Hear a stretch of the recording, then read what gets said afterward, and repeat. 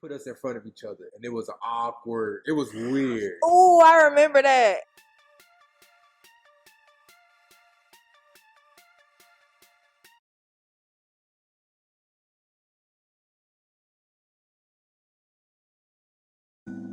What's up, everybody? This is your boy Tony Henry. And I'm Dare Henry. And we are the Henrys. So check this out. My wife and I have been really going back and forth battling on how we met. And she has a version. It's not a battle. She has a version. I have a version. And I have the truth. Okay, I have the truth. She has whatever she says she has. So we are literally going to discuss this right now. Put it out there, and we'll let y'all be the judge to decide on who has the true story. Spoiler alert. Spoiler alert, get it out. My story is the truth. Yeah, okay. Cool. Okay. We should do a like a giveaway. Okay. Give away some merch. Cool. Because why? We on the winning team. I'm on the winning side.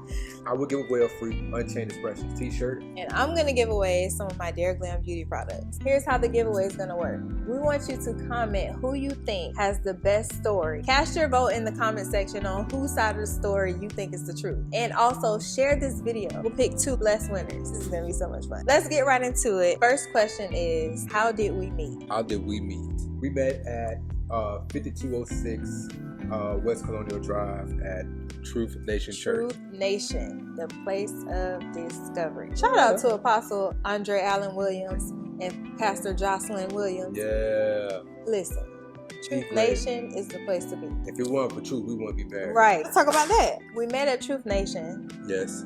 How were we introduced? How did we meet? So I went to her friend. I said, hey, who's the friend? And she was like, oh, that's my homegirl. That's Sean. I was like, okay, cool. I was like, she's single. I said, I'm interested. She was like, I don't know, but we'll figure it out. I'm like, all right, man, cool. So the following week, or maybe like a week or 2 later, she put us in front of each other, and it was awkward. It was weird. Oh, I remember that.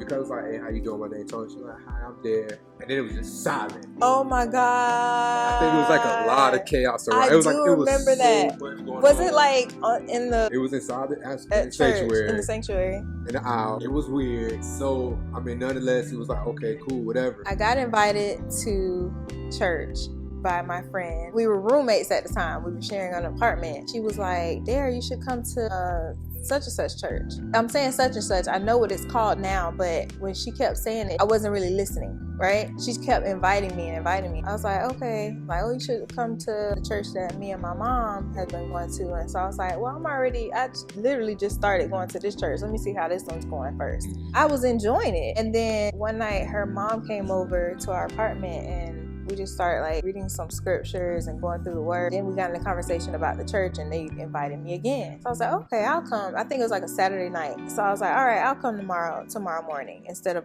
going to the other church. So I went and oh my God, it was amazing.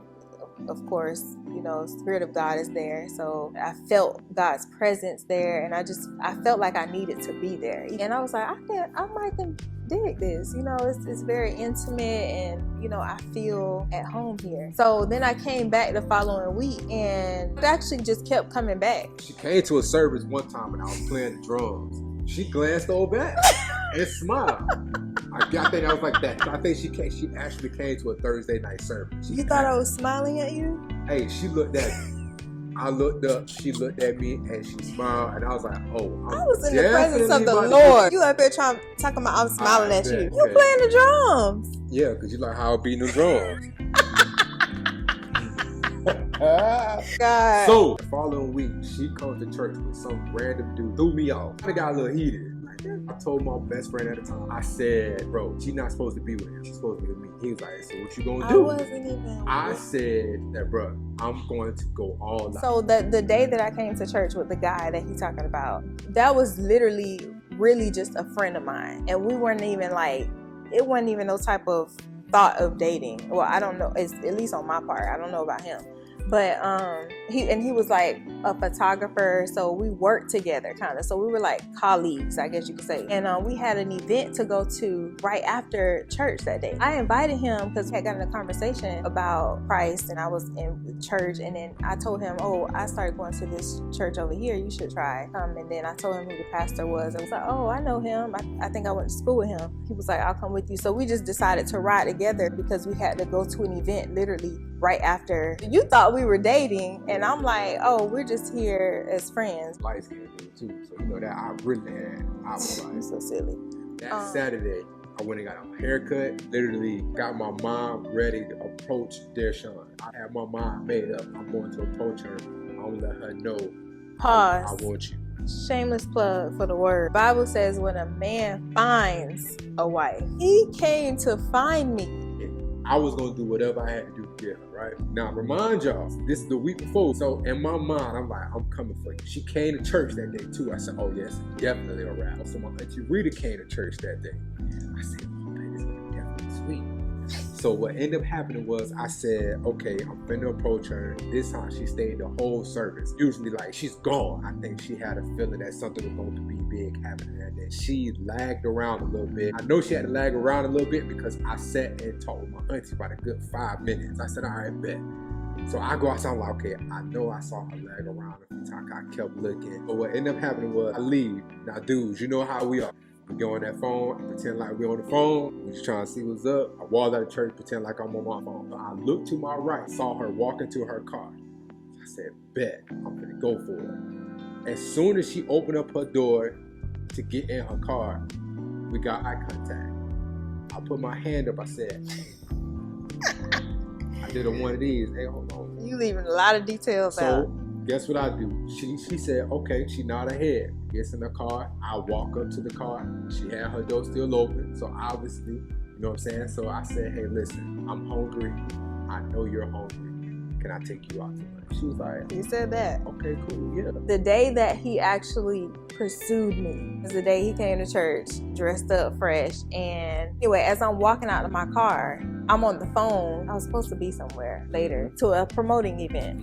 And I'm on the phone trying to arrange all that or whatever. And I'm walking to my car and I get in my car. And you know, when you open your door, but you can like see through the windshield, I see this man of God running across the parking lot, running to my car as my door is open. Running to my car. I'm on the phone, so I'm literally getting ready to shut the door and crank up the car. And he swing the door open, and he's like, hey, I know you hungry. I'm hungry. I know you hungry. Can I take you to lunch? Everything was good until she said, I ran to her car. And I was like, let me call you back, girl. I think I was on the phone with Rose at that time. Yeah, I was on the phone with Rose, and she was like, girl, you need to go. Oh my Go to lunch with him. That's so funny. Because I had already been telling her, like, the little things you were doing and, like, how we were meeting up and stuff. God. I mean, crossing paths. And she was like, you sound like you're going to be a good guy. Go ahead. I mean, I was like, I don't know. Yeah. So... All right, so check this out. So pretty much my story is the truth. I never ran to her car. You're right. I walked to her car. And swung my door open. Because her door was already open. The fact that you went the extra mile and swung my door open, that sealed it for me. I was like, okay. Hey, I would not sit. I had to get eye contact with you first in order for me to pursue you. I wasn't just finna come run up, because I would have scared you.